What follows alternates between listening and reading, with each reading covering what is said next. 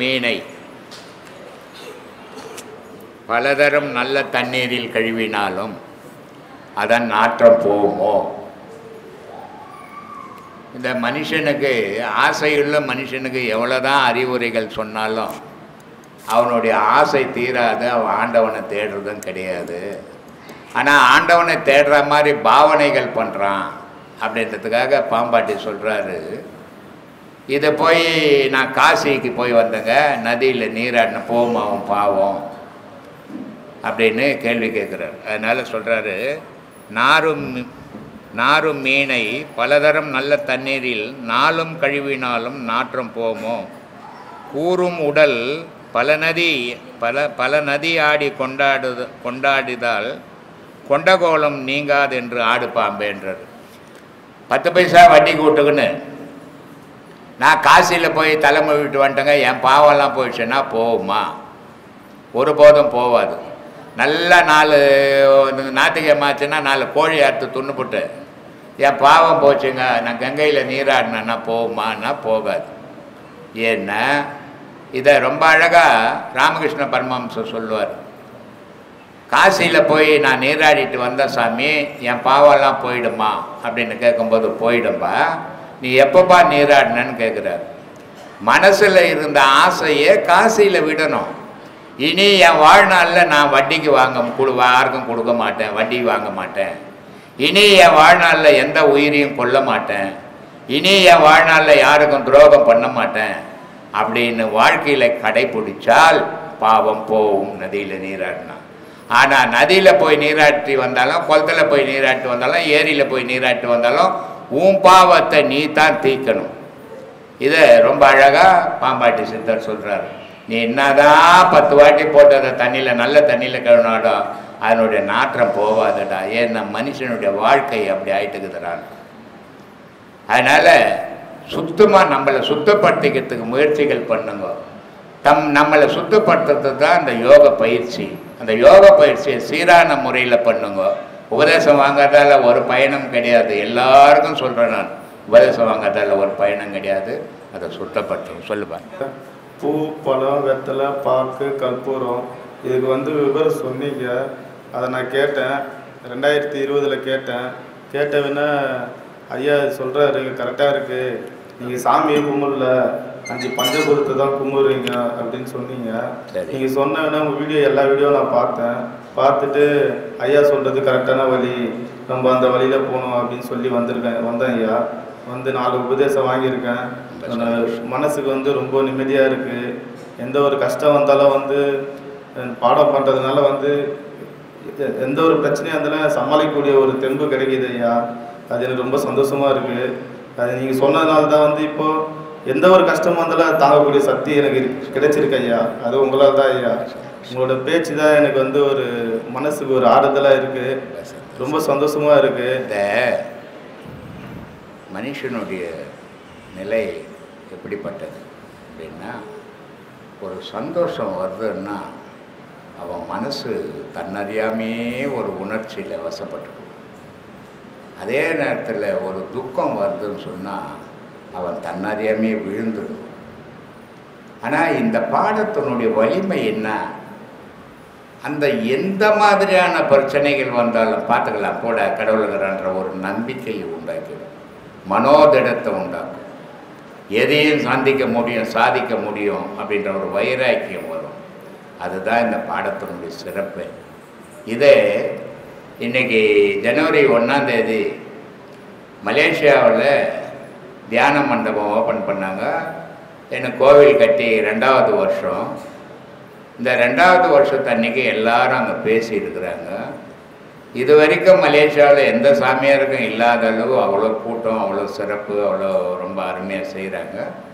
என்ன கூப்பிட்டுக்கினேங்கிறாங்க, நம்ம உடம்பு ஒத்துழைக்கல, நான் போகிற மாதிரி இல்லை.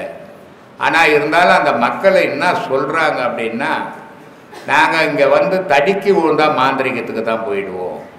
இங்கே மாந்திரிகம் தான் மலேசியாவில் ரொம்ப முக்கியமாக இருந்தது. ஐயா வந்து போன பிறகு ஐயாவனுடைய பேச்சை கேட்டு ஐயாவனுடைய உபதேசம் கேட்டு இன்றைக்கி மாந்திரிகம்ன்றது மலேசியாவில் அடிபட்டு போச்சு. இன்றைக்கி நாங்கள் தைரியமாக வாழறோம் அப்படின்றாங்க. காரணம் என்னென்னா, இங்கே நான் ஒன்றும் பண்ணுறதில்லை. ஆனால் இந்த பாடம் அவங்களுடைய மனநிலையை மாற்றிட உறுதி பண்ணிடும். அந்த உறுதியோட மனுஷன் வாழும்போது ஒவ்வொரு செயலையும் சீரான முறையில் செய்வான். ஆனால் மனம் தள்ளாட்டம் வரும்போது அவன் செய்கிறது அவனுக்கே நம்பிக்கை இல்லை. இது செய்கிறோம், சரியாக வருமா, சரியாக வராதா, இல்லை என்ன மாட்டிக்குமா அப்படின்ற எண்ணம் வரும். இந்த பாடம் பண்ணுறவனுக்கு அது வராது. செய்கிற வந்தவற்றை வர பண்ண போட்டோம் அப்படின்ற தைரியம் வரும். அதுக்காக தான் இந்த பாடத்தை பண்ணுங்கன்னு பேசிங்கிறாங்க. உனக்கு அது மாதிரியான ஒரு நிலை ஏற்பட்டது, ரொம்ப சந்தோஷம். நல்லா ஆத்மா. அப்புறம் வேறு என்ன? எனக்கு ஒரு ஒரு பையன் இருக்கிறான். இருந்துட்டு போட்டோம். அவனுக்கு வளர்ச்சி கம்மியாக இருக்குது. போட்டோம் ஹாஸ்பிட்டல். எதனால அந்த மாதிரி இருக்கு? டாக்டர் சயின்ஸில் போய் கேளு. டாக்டர் கிட்ட போய் கேட்கணும்பா. இங்கே வைத்தியமா பண்ணுற இடம் இது கடவுளை பற்றி பேசுகிற இடம். அது அங்கே போய் ஹாஸ்பிட்டலில் கேளு. சரி. ஏன் என் பிள்ளைக்கு மூளை கம்மியாக போச்சுன்னு? உன் விந்தில் பவர் இல்லை, அவருக்கு மூளை கம்மியாக போச்சு. அதுக்கு இல்லை, அது ஒன்றும் பெரிய அதிசயம் கிடையாது. தெய்வ வழிபாடு எப்படி? தெய்வ வழிபாட்டுல எல்லாம் கிடையாது. விந்துல இருக்கிற சத்துக்கு ஏற்ற மாதிரி தான் பிறக்கிற புள்ள. உன் விந்து சரியில்லைன்னா பிறக்கிற புள்ள மென்டலாக போடும், மூளை வளர்ச்சி கம்மியாயிடும். அப்ப நீ சரியில்லைன்னு அர்த்தம். போ. இல்லையா, இப்ப நான் எப்படி வழிபடணும்னு கேட்குறேன். மாறிமெல்லாம் வழிபாடெல்லாம் முடியாது. மூளையா இல்லை, நீ என்ன செய்ய போறேன்னு அவனுக்கு தெரியாது. அப்புறம் என்ன எங்க இந்த வழிபாடுறது? அதுக்கு இல்லையா, இப்போ இருக்கிற கொஞ்ச காலத்தில் அவங்க நல்லா இருக்கிறதுக்கு நான் என்ன வழிபடணும்? அன்னதானம் பண்ண முடியாத செய். அன்னதானம் பண்ணுறது அதில் எல்லாம் என்ன உனக்கு மனசுக்கு எது சரின்னு பார்த்தோம். எப்பவுமே இங்கே நான் சொல்கிறதெல்லாமா செய்ய போகிறாங்க. அவங்க மனசுக்கு பிடிச்சதான் செய்ய போகிறாங்க. அதுக்கு தான் சொன்ன அன்பே சிவம் மனமே குருன்னு. உன் மனசுக்கு இது நல்லது, நான் என்ன பாவம் பண்ணோம், என் பிள்ளை இப்படி இருக்கிறான், கடவுளே இது இனிமேலாவது இது மாதிரி இல்லாத இருக்கட்டும்னு போய் அன்னதானம் பண்ணு போ. சரி. ஒரு மனிதன் சுயமனதோடு எந்த பாவ எண்ணங்கள் செய்யாமலும் தனக்கு கிடைத்த வேலை, வீடு, மனை, வாழ்க்கை இவைகளை பெற்று தன் தகுதிக்கு மேல் எந்த ஆசையும் படாமல் வாழ்வது இறைவனுக்கு சிறந்ததா, அல்லது இறைவனாக கருதப்படும் விக்கிரகங்களுக்கு தொண்டுகள் செய்து தியானம், தபம், தபசு, யோகம் இவ்வாறு செய்வது இறைவனுக்கு சிறந்ததா? இதில் எது சிறந்தது? ரெண்டுமே உயர்ந்தது. எந்த தவறையும் செய்யாத, எந்த பாவமும் பண்ணாத நம்ம கிடைச்ச வாழ்க்கை நம்ம வாழறோம், ஒழுக்கமாக வாழ்ந்தோன்னா அது ஒரு சிறந்தது. ஆனால் அந்த வாழ்க்கையை வாழ்ந்துக்கின்னு கடவுள் வழிபாட்டு தான தர்மங்கள் பண்ணும்போது அந்த வாழ்க்கை உயர்ந்தது. பற்றினதை வந்து தாயாரை கேள்விப்பட்டு அவர் வாழை மட்டையில் வச்சு எரிச்சு அன்பா செய்திருக்காரு. எப்போ? அவர் இறந்து அவங்க அம்மா இறந்தப்போ. எப்போ வாழை மட்டையில் வச்சு கொளுத்தினாரு? எப்போ? இறந்த பிற்பாடு. இறந்த பிற்பாடு தானே. இதையே ரமணரும் பண்ணாரு. அவர் வந்து செத்த உடனே அவங்க தாயாருக்கு 1.5 மணி நேரம் தியானம் பண்ணி அந்த ஆன்மா மோட்சத்துக்கு போகிறதுக்கு ரமணரும் பண்ணார். ஆனால் வாழும்போது வீட்டுக்கு வாடானும் போது தான் போகல. அப்போ தான் சொன்னார், நீ வந்த வழியை பார்த்தும் போ, நான் வந்த வழியை பார்த்தும் போகிறேன்னாரு. எல்லாத்தையும் போட்டுன்னு குழப்பக்கூடாது. புரிஞ்சுதா? கடைசியில் அந்த அம்மா, ரமணருடைய அம்மா, வீட்டுக்கு போயிட்டு அங்கெல்லாம் இல்லாமல் எல்லாம் போயிட்ட பிறகு இவர்கிட்ட தான் வந்து இருந்தாங்க. அந்த அம்மா இறக்கும் போது அந்த அம்மாக்காகவே அவர் உட்காந்து தியானம் பண்ணி அந்த ஆன்மா இறைவன் அடையிறதுக்கு தியானம் பண்ணி சேர்த்தாரு. அதே மாதிரி பட்டினத்தார் அவங்க அம்மா மொழுவு, பொச்சரிசி இதெல்லாம் போட்டு இடுப்பில் கட்டினோடனே எங்கே இருந்தாலும் செத்தா எனக்கு கொல்லி போடுறா அப்படின்ட்டாங்க. அதனால் அந்த ஊரை சுற்றி சுற்றி வந்துன்னு இருந்தால் அங்கே இறந்த பிறகு அவர் கட்டையிலெல்லாம் கொளுத்தவானா, என்னை பெற்ற தாய் அது, உடம்பு நோவும், அதனால் நான் வாழைப்பட்டையில் கொளுத்துறேன்னா அவர் கொளுத்தினார். அதனால் சொன்னார், அன்னை இட்டத்தி அடி வயிற்றிலே, முன்னை இட்டத்தி முப்பரத்திலே, பின்னை இட்டத்தி தென்னிலங்கையிலே, யானும் இட்டத்தி மூழ்க மூழ்கவேன்னாரு. நம சிவாயனும் ஒன்று தான். நம்ம பூஜை சாமான் கூட வாழைப்பழம், வெத்தலைப்பாக்கு, தேங்காய், பூ, கற்பூரம் எல்லாம் நம்ம தான். அதே மாதிரி பஞ்சபூதம் நானும் எல்லாமே ஒன்று தான் சாமி. அதுதான் வீடியோவிலே சொல்லிக்கிறேன்ப்பா. இது வரைக்கும் யாரும் சொல்லலை, ஜனங்களுக்கும் அது தெரியல. அதே மாதிரி கோயிலுக்கு 2 வாழைப்பழம் வாங்கிக்கிறீங்க, இங்கே பூ எடுத்துக்கிறீங்க, தேங்காய் எடுத்துக்கிறீங்க, கற்பூரம் எடுத்துக்கிறீங்க, வெத்தலைப்பாக்கு எடுத்துக்கிறீங்க. ஆனால் கோயிலுக்கு போகிறேன்னு தெரு ஃபுல்லாக ஊரில் இருக்கிறவங்களாம் நீ கோயிலுக்கு போகிறத பார்க்கறதுக்கு ஒரு கூடை வேறு எடுத்துக்கிறீங்க, வெள்ளி கூடை. ஆனால் அது எதுக்கு உடைக்கிறோம், ஏன் உடைக்கிறோன்னு யாருமே யோசிக்க மாட்டேறீங்க. அதே நேரத்தில் கோயிலில் இருக்கிற ஐயரும் உங்களுக்கு கேட்க மாட்டேன்றீங்க, அவரும் உங்களுக்கு சொல்கிறதும் இல்லை. அது எதுக்காக அப்படின்றத நான் ஏற்கனவே பல வீடியோக்களில் சொல்லியிருக்கிறேன். வெத்திலைன்றது காற்று, பாக்குன்றது நீர், கற்பூரம்ன்றது நெருப்பு. இந்த 3 தான் உலகத்தில் ஏக்கும். நீர், நெருப்பு, காற்று, இந்த 3 தான் ஏக்கும். மீதி பூமி மண்ணும் ஆகாயமும் அசைவில்லாத நிற்கிது. அப்போது பூமின்றது வாழைப்பழம், அது பயஞ்சிக்கினே இருந்தீங்கன்னா கூட இருந்துக்கினே இருக்கும். பூன்றது ஆகாயம், நசுக்கினா காணாமல் போயிடும். அப்போ இந்த 5 பஞ்சபூதத்தை வச்சு தான் கற்பூரம் கொளுத்தி வழிபடுறீங்க. இதை ஏற்கனவே சொல்லிக்கிறேன். தேங்காய் எதுக்காக உடைக்கணும்? தேங்காய் வாங்கிட்டு போகிறீங்க, சாமிக்கு உடைக்க போகிறேன்றீங்க. ஆனால் தேங்காவை உடைச்சி எப்போவாவது சாமி பக்கம் வச்சிங்களா? ஓடை இல்லை சாமி பக்கம் வச்சுட்டு உங்கள் பக்கம் இல்லை தேங்காவை வச்சுக்கிறீங்க.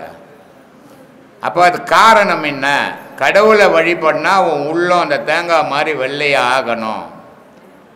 மேல் மட்டை மாதிரி அழுக்காக இருந்ததுன்னா நீ கடவுளை அடைய முடியாது. அப்போ மேல் 3 மட்டையை நீக்கணும். மேல் மட்டை நீக்கணும், ஓடை நீக்கணும், காயை நீக்கணும். இது 3 நீக்கினா உள்ளகிற நீர் அமுதம் கிடைக்கும், உனக்கு ஆண்டவன் கொடுப்பான் அப்படின்னா. அதுக்காக இதெல்லாம் செய்கிறீங்க. சுவாமி, நான் இப்போ எந்த கோயிலுக்கு போனாலும் அன்பே சிவம் மனமே குருன்றதாக வருது. அதே மாதிரி சத்தம் சித்தம் என்ன அது எனக்கு எங்கே போனோம் எந்த கடவுள் பார்த்தா இதே மந்திரம் தான் வருது. எனக்கு இதே தான் இப்போது திருப்பதிக்கு போனோம் அதுதான், சபரிமலைக்கு போனோம் தான், இது எங்கே போனோம் இதே தான் வருது சுவாமி. கடவுளில் வேற்றுமையே கிடையாதுப்பா, மனுஷனுடைய மனசில் தான் வேற்றுமை. நான் ஏற்கனவே ஒரு நம்ம வீடியோவில் காலண்டரில் எல்லாத்துலேயும் போட்டிருக்கிறாங்க, இறைவன் ஒருவனே. மனங்கள் மாறுபட்டதால் மதங்கள் தோன்றின, மதங்கள் தோன்றினால் தெய்வங்கள் பிரிக்கப்பட்டன. இந்த உண்மையை உணர்ந்தால் தெய்வத்தை உணரலான்னு ஏற்கனவே எழுதியே போட்டுக்கிறாங்க, நிறைய காலண்டர்லாம் போட்டுக்கிறாங்கல்ல. ஆனால் என் குரு சொன்னப்போ தான் எங்களுக்கு இதெல்லாம் தெரிஞ்சிருக்கு. வள்ளலாரை பற்றியும், ரமணரை பற்றியும், ராமகிருஷ்ணர் பற்றியும், இந்த மகான் பற்றியெல்லாம் எனக்கு இவ்வளோ வயசு தெரியல.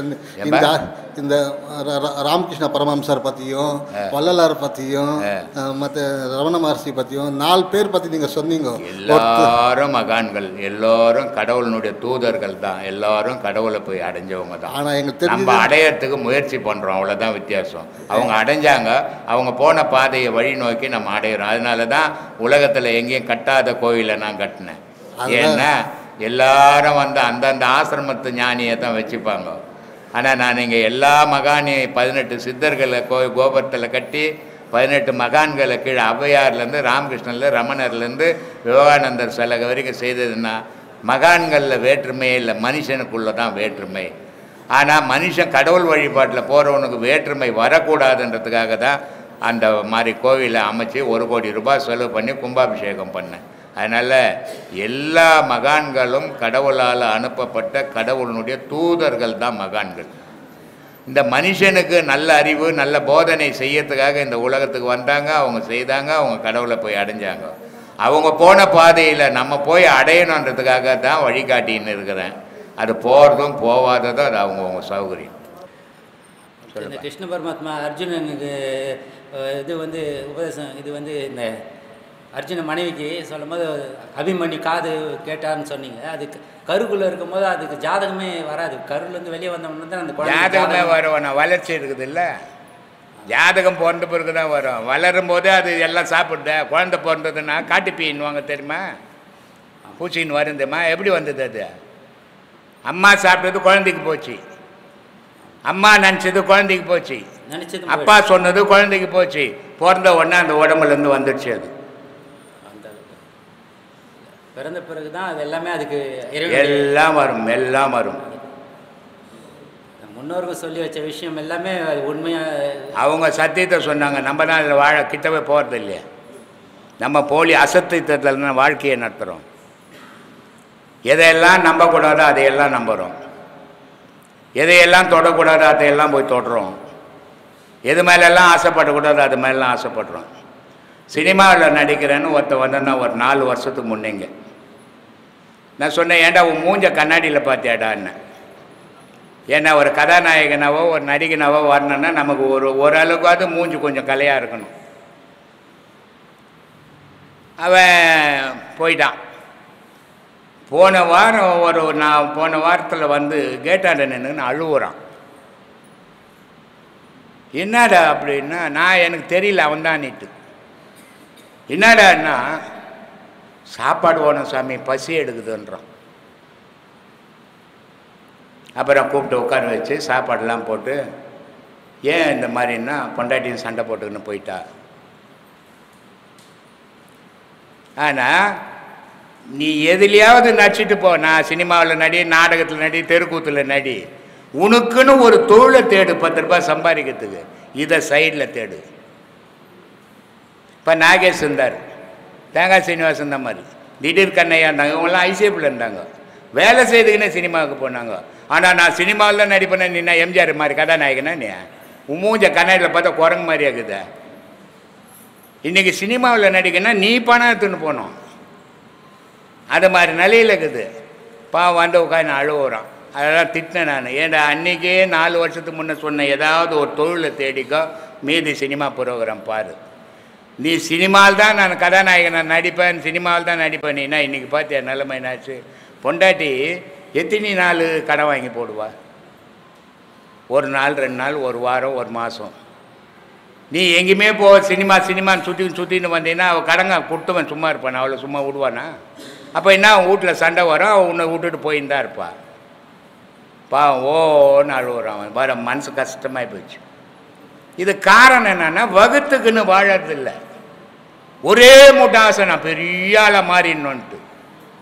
இதனால் வர விபரீதங்கள் ஒரு பிடி சோத்து கூட வழி இல்லாத போகுது. நீ எந்த தொழிலாசை திருடாத, பொய் சொல்லாத, ஏமாத்தாத, உழைச்சி எந்த தொழிலா 10 ரூபாய் சம்பாதி. ஒரு டீ கல்ல கிளாஸ் கழுவு தப்பு கிடையாது. அந்த உழைப்பில் சாப்பிட்ற சந்தோஷங்குத அது பெரிய ஆனந்தமான சந்தோஷம். அதை மாதிரி கற்றுக்கணும். அதை விட்டு போட்டு கண்ணா முன்னான்னு வாழ்ந்து போட்டு பின்னாடி வருத்தப்பட்டல ஒரு பயனும் கிடையாது. நான் டெய்லர் வேலை செய்திருந்தேன், நல்ல வருமானம். அப்போல்லாம் கடை கிடையாது, உங்களுக்கெல்லாம் தெரிஞ்சிருக்குமே. சரியான வேலை. அதுவும் மற்ற டெய்லர் மாதிரி இந்த துக்குடா டெய்லர் கிடையாது. நான் எனக்கு பேண்ட்டு தான் தைக்க தெரியும், எனக்கு ஜாக்கெட் தான் தைக்க தெரியும், நான் கோட்டு வரைக்கும் தைச்சவன் நான். ஆனால் அப்படியாப்பட்டவங்க கூட யோசித்தேன், 4 இவ்வளோ சம்பாதிக்கிறோம், நம்ம கையில் 10 ரூபா கூட வச்சில்ல. நாளைக்கு நம்ம திடீர்னு என்ன வச்சுனா பொண்டாட்டி புள்ளுக்கு நடு ரோட்டில் நின்றுடுமே. ஒரு ரயில்வே வேலை ஓடணும். கேரேஜில் போனேன், வேலை செய்தேன். அங்கே அப்பாயின்மெண்ட்லேருந்து கடைசி வரைக்கும் தான். இது சரிப்படாதுன்ட்டு ஐசிஎஃப்க்கு போனேன். இந்த 40 வருஷம் சர்வீஸ் பண்ணிட்டு இன்றைக்கி 30,000 ரூபா பென்ஷன் வருது. உழைப்பு முக்கியம். இன்னைய வரைக்கும் 5 வயசு விட்டு நான் வெளியே வந்தேன். இன்றைக்கி 75 வயசு வரைக்கும் என்னுடைய உழைப்பில் சாப்பிட்ற ஒரு புள்ள தயவுலையோ பொண்டாட்டி தயவுலையோ மாமியார் வீட்டு தயவுலையோ வாழலை. நான் வாழ்க்கை சுயமாக வாழ கற்றுக்கணும். அதுதான் மனசு சந்தோஷத்தை கொடுக்கும். இன்றைக்கே இந்த நிமிஷமே எனக்கு உயிர் போனோட சந்தோஷமாக சாப்பிட பரவாயில்ல, நான் யாருடைய தயவுலை வாழ, என் உழைப்பில் நான் வாழ்ந்து சாகிறேன்னுட்டு. வாழ்க்கை அப்படி இருக்கணும். அவங்கவுங்க இந்த சுயநலமாக இருந்து அவங்க தற்காத்துக்கு மட்டுமே தான். இங்கே சுயநலம் பொது நல்லம். நீ வாழறதுக்கு சுயநலம் தான். நீ சாப்பிட்டீங்கன்னா தான் உனக்கு, நான் சாப்பிட்டா எனக்கு, நான் சாப்பிட்டா உனக்கு வருமா? எல்லாமே உலகமே சுயநலம். கடவுளே ஒரு சுயநலவாதின்னு சொல்லிக்கிறேன் நான். அதனால் இங்கே யாரும் பொது நலவாதியெல்லாம் கிடையாது. எல்லாரும் உலகத்தில் அத்தனை பேரும் சுயநலம்தான். கடவுளும் ஒரு சுயநலம் தான். கடவுளை நம்மளை படைக்கலாம், நமக்கு நேரத்துக்கு இந்த வம்பு. அப்போ அவன் படைத்தான் அவனை பற்றி பேசணும்னு, நம்ம படைத்தோம் நம்ம துன்பத்தில் விழணுன்ட்டு. இப்படி எல்லாம் சுயநலத்தில் தான் வாழ்ந்தோம். இங்கே யாரும் சுயநலத்தில் பொதுநலத்தை செய்யணும். ஆனால் பொதுநலத்தில் சுயநலத்தை பயன்படுத்திக்க கூடாது. இதுதான் தப்பு. உலகமே பெண்கள் வசம், அதாவது பெண் தன்மை மாதிரி சொல்கிறாங்க. பெண்கள் வசம்லாம் உலகமே இல்லை. ஆண்கள் பெண்கள் கிட்ட கொடுத்துட்டு உட்காந்துங்கிறான் இவன். அதனால் எல்லா பெண்களும் அப்படி கிடையாது. கணவன் பேச்ச தட்டாத பெண்கள்லாங்கிறான், கணவனை கட்ட தடிக்கிற பெண்களும் இருக்கிறான். குடும்பத்தில் அதே நேரத்தில் பெண்களை நிம்மதி இல்லாத ஆக்கிற ஆண்களும் இருக்கிறான். அதனால் பெண்கள் எல்லாம் அவங்க அராஜகம் பண்ணுறாங்க, அவங்க அந்தம் பண்ணுறாங்க. ஆம்பளெல்லாம் புத்தன் புனிதவானெல்லாம் சொல்லாத. 2 பேர்லையும் கெட்டவங்க நல்லவங்க இருக்கிறாங்க.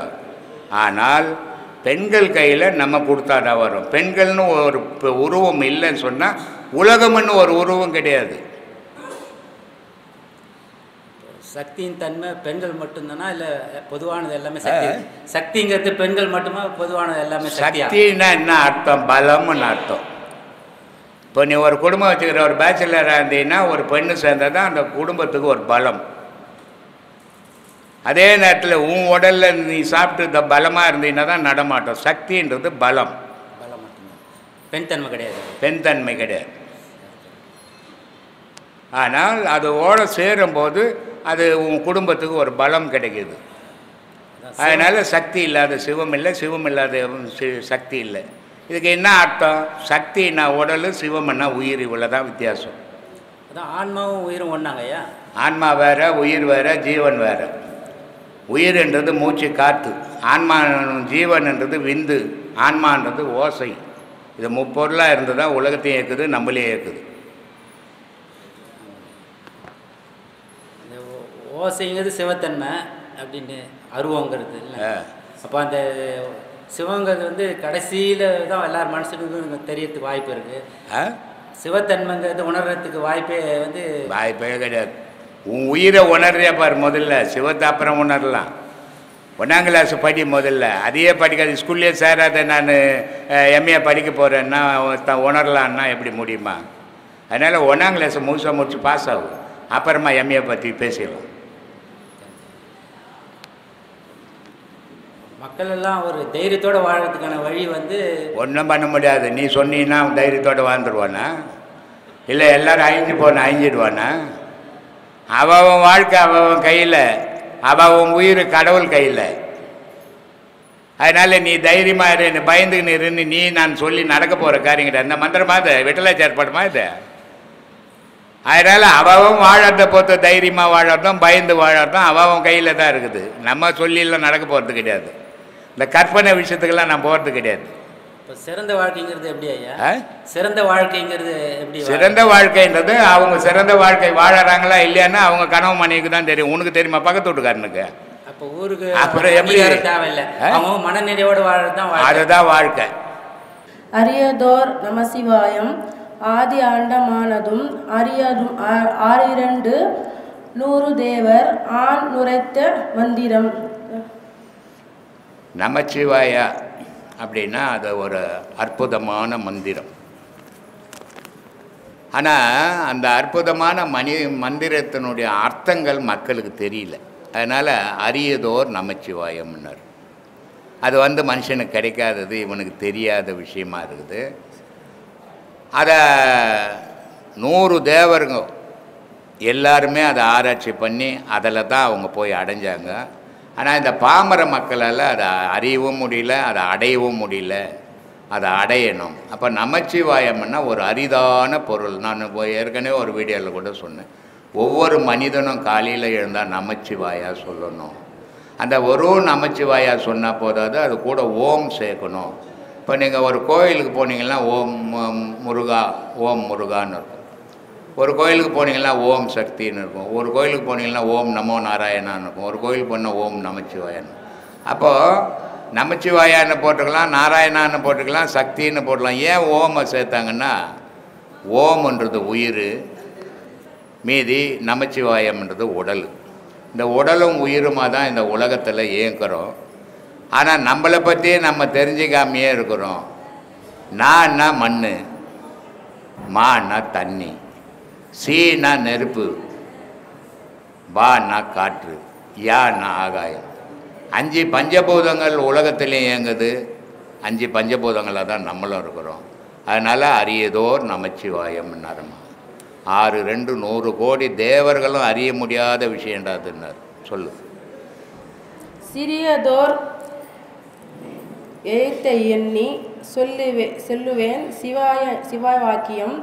தோச தோச பாவமாக தூர தூர ஓடிடும். அது சிவாயத்தை பற்றி நீ யோசித்துக்கினே இருந்தீன்னா நீ செய்த பாவ புண்ணியங்கள்லாம் உன்னை விட்டு விலகிடும்ட்டார். கரியதோர் முகத்தை எத்த கற்பகத்தை கை தொழுவோமே. விநாயகரை கை தொழுது இந்த பாடலை நான் ஏற்றுறேன்னு செவ்வாய்க்கர் சொன்னார். இதெல்லாம் நம்ம படித்தோம்னா கிளாஸ் நடத்த முடியாது. ஏன்னா இதெல்லாம் நான் உட்காந்து தனியாக தான் சொல்லிக் கொடுக்கணும் உனக்கு. அதனால் சொன்னார், ஓடி ஓடி உட்கலந்த ஜோதியை நாடி நாடி நாட்களும் கழிந்து போய் வாடி வாடி வாடி போன மாந்தர்கள் கோடி கோடி எண்ணிருந்த கோடியோ ஒரு தரித்த நாடியில் ஒடுங்குகின்ற வாய்வினை கருத்தினால் இருத்தியை கபாலமேற்ற வல்லாரில் விருத்தரும் பலராவார் மேனியும் சிவந்தடும் அருளரித்த பாதம் அம்மை பாதம் உண்மையினர். அதில் ஒரு பாட்டை மட்டும் நான் எப்போவுமே சொல்கிறதில்ல. ஏந்தம்மா, ஒரு பொண்ணு ரோட்டில் பொண்ணால் அப்படி இஷ்டாடு என் பொண்டாட்டி இஷ்டாடுன்னு கத்தி தூக்கின்னு போவேன், ஆனால் செத்து போனால் தோட்டி கையில் கொடுக்குறியன்றாரு. அதனால் அந்த பாடல் மட்டும் நான் எப்போவுமே இப்போ சொல்கிறதில்ல வீடியோவில். அது மாதிரி இதை நம்ம சித்தர் பாடல்களை எடுத்து கிளாஸில் பேச முடியாது. பேசணும்னா அந்த அளவுக்குலாம் நேரம் பத்தாது. அது ஒவ்வொரு பாடலாக விளக்கம் சொல்லி நிற்கணும். ஆ எனும் 5 எழுத்துள்ள அண்டமும் அகண்டமும் ஆ என 5 எழுத்துள்ள ஆதியான மூவரும் ஆ என 5 எழுத்துள்ள அகாரமும் மகாரமும் ஆ என 5 எழுத்துள்ள அண்டங்கள எல்லாமே அதில் தான் அடக்கம். அந்த 5 எழுத்தல் தான் நமச்சிவாயான்ற 5 எழுத்தல் தான் இந்த உலகம் அடக்கம், நீயும் அடக்கம். எல்லாமே இந்த 5 எழுத்தல் தான் அடக்கம். அந்த 5 எழுத்துக்கு உயிர் எழுத்து எதுன்னா ஆன்ற எழுத்து. அது இல்லைன்னா மற்ற எழுத்தெல்லாம் வீணாக போயிடும். அதனால் அந்த மாதிரி சொல்லியிருக்கிறார். கர்ணனுடைய அப்பா யார் ஐயா? சூரியன். அவர் நம்ம இதுமாரி போய் சொல்லலை. சூரியன்றது நம்ம மனசில் பார்த்துருக்கோமா? மனசால் தானே அவர் சூரியன்றது நம்ம இது வரைக்கும் கேள்விப்பட்டதுனால தான் உங்கள்கிட்ட கேட்கணும். கர்ணனுடைய அப்பா யார்?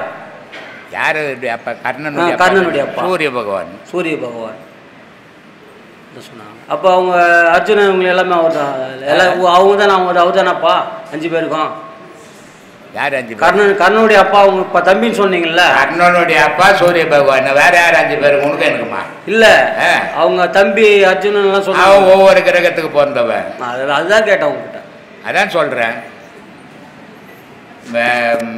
யமனுடைய புள்ள தர்மன், அதனால் தர்மராஜன் பேர் வச்சாங்க இல்லையா? வாயுனுடைய புள்ள பீமன், அதனால் பீமன்னு பேர் வச்சாங்க. இந்திரனுடைய புள்ள அர்ஜுனன். இப்படி 5 பேர் 5 பேருக்கு. ஆனால் குந்திக்கு ஒரு புள்ள கூட இல்லை. அதுதான் ஐயா உங்ககிட்ட. வேற என்ன? தெருக்கூத்து தான் உங்க ஊருங்களில் நிறைய நடக்குது ஐயா. 18ஆம் போர்னு வைக்கிறாங்க. அந்த 18ஆம் போருக்கு வந்து அர்ஜுனனுக்கு மட்டும்தான் அந்த முக்கியத்துவம் நிறைய கொடுக்குறாங்க. அர்ஜுனனே ஒன்னும் டம்மி பீஸ். நீங்க தான் சொல்றீங்க. ஆனா கிராமத்துல சொன்னதானே கூட்டம் கூடுது. அதுக்காக அவன் கூட்டம் கூடணுமே. வியாபாரம் ஒரு கடை வச்சுன்னா போலி பொருளை வச்சு மிகைப்படுத்தினா தான் வியாபாரம் நடக்கும். அது மாதிரி நான் சொல்றேன்னு கேட்காத, நீ யோசித்து பார்த்துக்கோ. இல்ல உண்மைங்க ஐயா, நீங்க சொன்ன பேர் பார்த்தா நிறைய சித்திக்கிறான். கடவுள்ன்ற கண்ணன் அர்ஜுனன் கூட இல்லைன்னா கர்ணனுடைய அம்புல தலை பறந்து போயிருக்கு அர்ஜுனனுக்கு, தெரியுமா? ஆனா கிராமத்துல 18ஆம் போர் விமோசனம் எல்லாம் பாம்பு. அது கூட போர் நடக்கிறதுக்கு முன்னாடி குந்தியை அனுப்புறான் கண்ணன். அந்த நாகாஸ்திரத்தை ஒரு முறை தான் ஒன்றும் சொல்லு, 2வது முறை விடக்கூடாதுன்னு சொல்லிட்டு கர்ணங்கிட்ட அப்படின்ட்டு. ஏன் சொல்லணும்? சண்டை தானே போட போற, போட்டு போய் வீரன் தானே நீ சொல்லலையே. 2வது வாட்டி விடக்கூடாது. நாகாஸ்திரம் கேட்குது, அவன் 2வது வாட்டி விடு, அவன் பாதாள லோகத்தில் விட அவன் தலையத்துன்னு வந்துடுறேன்ட்டு. இல்லை, எங்கள் அம்மாவுக்கு சொல்லிட்டேன் நான் 2வது வாட்டி விட மாட்டேன். அது தேர் சக்கத்தில் அடிச்சு செத்து போகுது. உனக்கு உதவாத நான் உயிரோடு இருந்து என்ன பிரயோஜனம்ட்டு. அப்புறம் என்ன? இல்லை, நீங்கள் சொன்னதெல்லாம் நிறைய சிந்திச்சு பார்த்தோம். நம்ம அந்த நிறைய 18ஆம் போர் அந்த எல்லாம் வைக்கும்போது நிறைய இடத்துல கிராமத்தில் எல்லாம் நீங்கள் சொன்னீங்க சும்மா அவன் வேஸ்ட் ஒன்றும் இல்லாதவன் கண்ணனை வச்சுருந்தான் ஜெயிச்சான் அப்படின்னு சொன்னீங்க. சரி, நீ அவனை உயர்ந்தவனா தான் வச்சுக்க. இப்போ என்ன இல்லை, அது விவரத்தை கேட்டேன், வேற ஒன்றும் ஐயா. நமக்கு சந்தேகம் இருந்தது எனக்கு, அதனால கேட்டேன். சரி. வணக்கம் ஐயா. ஐயா சொல்லுப்பா. பிணி, பசி, மூப்பு, துன்பம், இதுக்கான விளக்கம் ஐயா. விளக்கம் ஐயா. என்னென்ன விளக்கம்? ஒன்னொன்னா சொல்லு. பிணி நோய், பசி சோறு, மூப்பு வயசாகி போச்சு உனக்கு. நீ பிறக்கும் போது இந்த எதுவாக இருக்கிறப்பா? இல்லையா. இப்போ வளர்ந்துட்டு இல்லை, மூப்பு வந்துடுச்சு உனக்கு. அப்புறம் துன்பம் ஐயா. துன்பம். ஆமாம், உதப்பட்டு சாகுறோம் ஊர் உள்ள இவள் தான் நாள். சரிங்க, சரி, நன்றி ஐயா. நான் மகான் கிடையாது, மனுஷன், அனுபவத்தில் பேசுகிறேன். எடுக்கலாம். எனக்கு எங்கள் அப்பா அம்மா வச்ச பேர் இருக்குது, அது ஒன்று தான் நான் சேவர வரைக்கும் வரப்போகுது. மற்ற பேரெல்லாம் இடையில் புகழுக்காக வச்சுக்கிற பேர் எதுவும் நலிச்சு வரப்போகிறதில்லை. இதில் என்னடா உண்மையான கடவுள் வழிபாட்டில் போகிறவனுக்கு இன்னொரு பேர் எதுக்கு உனக்கு சொல்லு? இதெல்லாம் மக்களை மயக்கத்துக்கும் ஏமாற்றத்துக்கும் தான் உதவும், உண்மைக்கு உதவாது. எனக்கு ஒரு கர்வம், நான் 10 பேருக்கு சொல்லிக் கொடுக்கணும், 10 பேர் உண்மையை தெரிஞ்சுக்கணும் அப்படின்ற கர்வம் எனக்கு உண்டு. ஆனால் இந்த கர்வம் எப்படிப்பட்டது? நிலையானதுன்னா இல்லை. கொளுத்திட்ட கவுரை கொளுத்திட்டா கவுரு அடையாளம் இருக்கும், ஆனால் உண்மையான கவுரு இருக்காது. இல்லை, என்னுடைய கௌரவமாகப்பட்டது கொளுத்திட்ட கவுரு மாதிரி என்னுடைய கௌரவம், புடம் போட்ட கௌரவம். ஆமாம், சொல்லணுன்ற கௌரவம், ஆனால் நிலையானது இல்லை. அதனால் மகான்களுடைய கௌரவம் எல்லாம் மற்றவனுக்கு சொல்லணும், மற்றவன் தெரிஞ்சுக்கணும், மற்றவன் நல்ல வழியில் போகணுன்ற அந்த கர்வம்.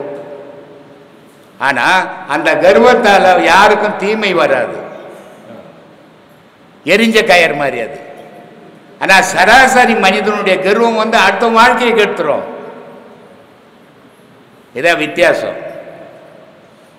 அதனால் ஒவ்வொரு மகான் உள்ளத்திலையும் ஒரு கர்வம் உண்டு, எல்லா மகானுக்கும் உண்டு, சித்தர்களுக்கே உண்டு. அந்த கர்வம் எதுக்காக வச்சாங்க? மற்றவனுக்கு சொல்லணும், மற்றவன் அந்த வழியில் போகணுன்ற கர்வம். ஆனால் அவன் போகிறானா போலியோ அது இருக்கும். ஆனால் அதனால் மனிதருக்கு அழிவு கிடையாது. ஆனால் மனுஷனுக்கு வர கர்வத்தால் மனிதனுக்கு அழிவு, அந்த கர்வம் வரக்கூடாது. அதனால் அப்படிப்பட்ட கர்வம் நல்ல கர்வம். ஒவ்வொரு மனிதனுக்கும், எந்த மனிதனாக இருந்தாலும் மனம் அடங்கி இருக்கணும். மனம் ஆரவாரம் கொள்ளும்.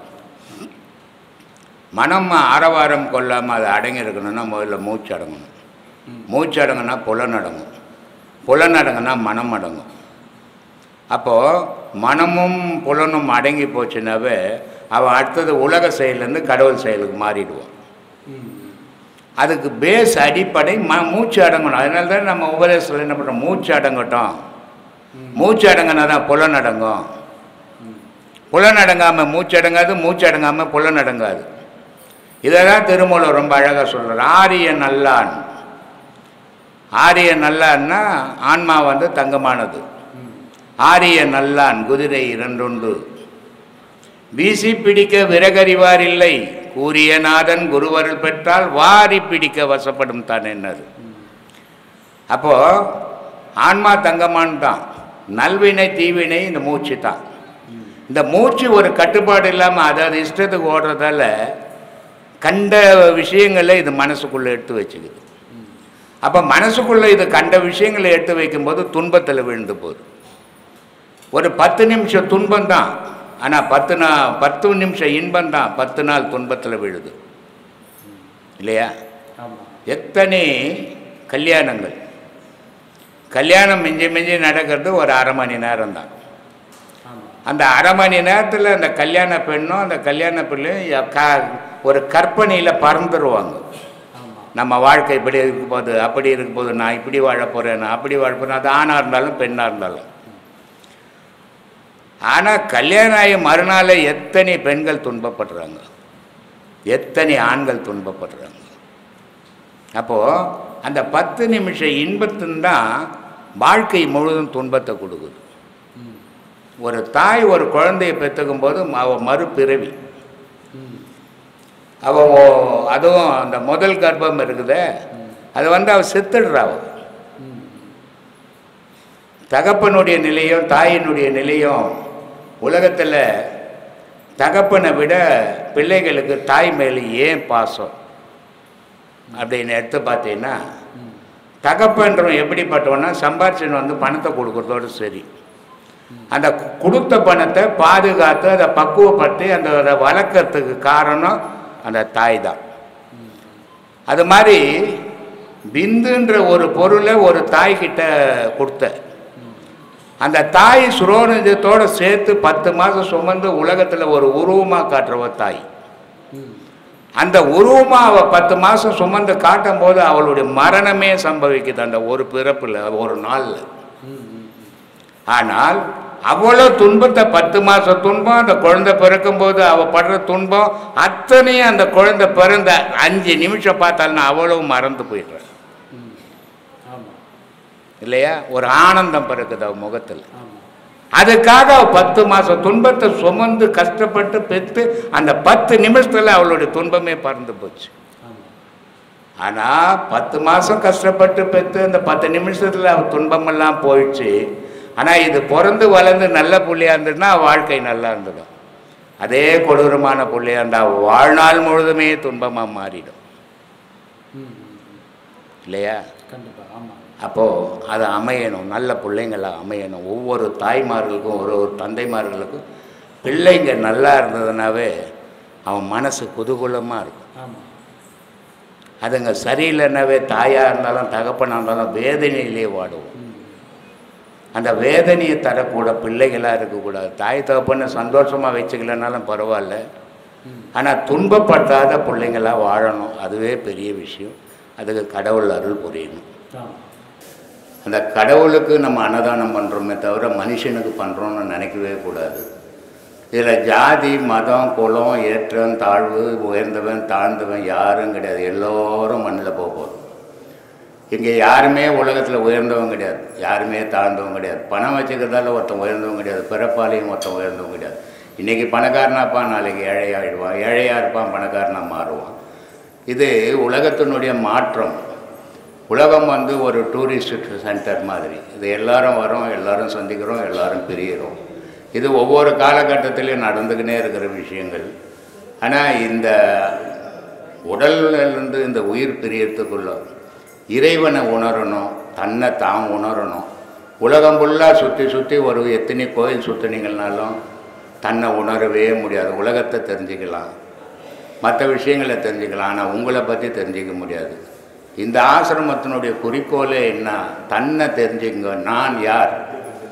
அதுதான் உங்களுடைய கேள்வியாக இருக்கணும். நான் எதுக்காக பிறந்தேன், எதுக்காக வந்தேன், நான் என்ன செய்ய வந்தேன், என்ன செய்துன்னு இருக்கிறேன், இதை உணருங்கன்றதுக்காக தான் இந்த ஆசிரமத்தினுடைய குறிக்கோள். இதை உணர்றதுக்கு தான் உபதேசங்களும் கொடுக்குறோம். இவ்வளோ உபதேசங்கள் கொடுக்குறோம். இந்த உபதேசங்களை செய்ய முடியாதவங்க தயவு செய்து உபதேசம் வாங்கி அதை வீணாக்காதீங்க, அதனுடைய மரியாதையை கெடுத்துடாதீங்க. முடிஞ்சவங்க மட்டும் வாங்குங்க. ஆனால் உபதேசம் வாங்குறவங்க உபதேசம் வாங்கிறதால ஏதோ ஞானி ஆகிட்டோம், நம்ம ஆன்மீகவாதி ஆகிட்டோம்னு நினைக்காதீங்க. எந்த உபதேசம் கடவுளே உபதேசம் கொடுத்தாலும் நீங்கள் செய்தால் தான் அது உங்களுக்கு பலன் உண்டு. உபதேசம் கொடுக்கறதால ஒரு பலனும் கிடையாது. வழியை காட்டுறோம், அந்த வழியை நீங்கள் போய் அடையிறது, இலக்கை அடையிறது அது உங்களுடைய சாமர்த்தியம் தான். அதுக்காக நீங்கள் முயற்சிகள் பண்ணணும். 1000 வேலைகள் 1000 கஷ்டங்கள் நமக்கு இருந்துக்கினே இருக்கும். உலகத்தில் நம்ம வாழற வரைக்கும், உடலை விட்டு உயிர் பிரிகிற வரைக்கும் ஒவ்வொரு மனிதனுக்கும், பணக்காரனாக இருந்தாலும் ஏழையாக இருந்தாலும் ஒவ்வொரு துன்பங்கள் வந்துக்கினே இருக்கும். ஆனால் அத்தனை துன்பத்திலையும் இறைவனை நம்ம கை கொள்ளணும். நம்ம யாருன்னு நம்மளை தெரிஞ்சுக்கணும். நம்மளை யாருன்னு நம்ம தெரிஞ்சுக்கணும்னா கடவுள் யாருன்றதை ஈஸியாக தெரிஞ்சுக்கக்கூடிய வழி தான் நம்ம காட்டி கொடுத்துன்னுக்குறோம். எல்லாரும் சொல்லுவாங்க நம்ம வாழ்க்கை நம்ம கையில் தான். ஆமாம், நம்ம வாழ்க்கை நம்ம கையில் தான். ஆனால் நம்ம உயிர் யார் கையில்? நம்ம உயிர் நம்ம கையில் இருந்ததுன்னா நம்ம சாக போகிறதே இல்லை, மரணம் அடைய போகிறதே இல்லை. ஆனால் நம்ம உயிர் நம்ம இறைவன்கிட்ட இருக்குது.